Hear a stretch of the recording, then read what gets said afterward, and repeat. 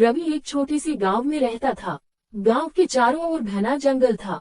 लोग कहते थे कि उस जंगल में रात के समय जाना खतरनाक है, क्योंकि वहां कुछ अजीब और डरावनी चीजें होती थी।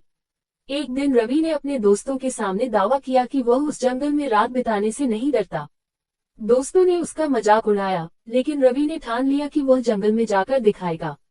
उसने एक टॉर्च और कुछ खाने पीने की चीजें ली और रात में जंगल की ओर निकल पड़ा।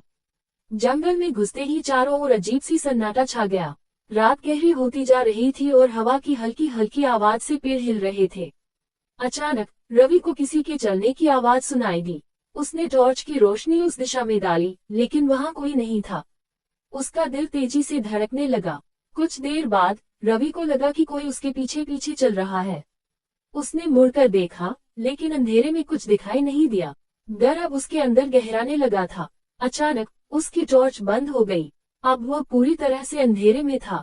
रवि ने अपने चारों ओर नजर दौड़ाई, तभी एक भयानक आवाज उसके कानों में गूंजी, तुम्हें यहाँ नहीं आना चाहिए था। उसकी आंखों के सामने एक धुंधली छाया उभरी, जो धीरे धीरे पास आ रही थी। वह डर के मारे कांपने लगा। रवि ने भागने की कोशिश की, लेकिन उसके पैर जमीन से जैसे चिपक गए हों। वह हिल भी नहीं पा रहा था। तभी उस छाया ने उसकी तरफ हाथ बढ़ाया। जैसे ही उसने रवि को छुआ, वह जोर से चीखते हुए गिर पड़ा।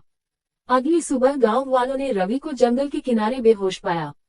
जब वह होश में आया, तो उसने बताया कि उस रात उसे क्या हुआ था। किसी ने उसकी बात पर यकीन नहीं किया, लेकिन रवि जानता था कि उस जंगल में कुछ भयानक था जिसे वह कभी नहीं भूल सकता। तब से रवि ने कभी उस जंगल की तरफ मुड़कर भी नहीं देखा। लोग कहते हैं कि उस जंगल में आज भी रात को अजीब आवाजें सुनाई देती हैं, लेकिन कोई भी यह जानने की हिम्मत नहीं करता कि आखिर वहां होता क्या है।